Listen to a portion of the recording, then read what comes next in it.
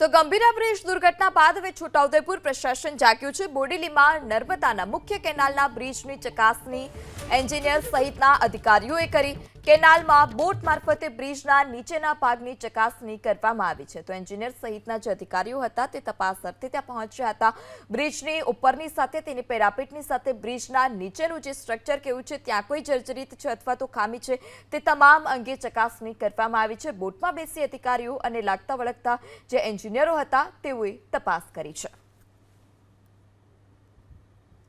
તો બોડેલીમાં નર્મદા કેનાલના બ્રિજની ચકાસણી કરવામાં આવી। એન્જિનિયર સહિતના અધિકારીઓએ આ તપાસ કરી છે। ગંભીરા બ્રિજ દુર્ઘટના બાદ છોટાઉદેપુર પ્રશાસન જે હતું તે જાગ્યું હતું।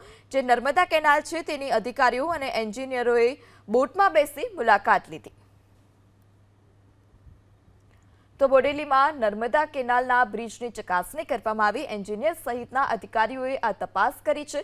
ગંભીરા બ્રિજ દુર્ઘટના બાદ છોટાઉદેપુર પ્રશાસન જે હતું તે જાગ્યું હતું। જે નર્મદા કેનાલ છે તેની અધિકારીઓ અને એન્જિનિયરોએ બોટમાં બેસી મુલાકાત લીધી।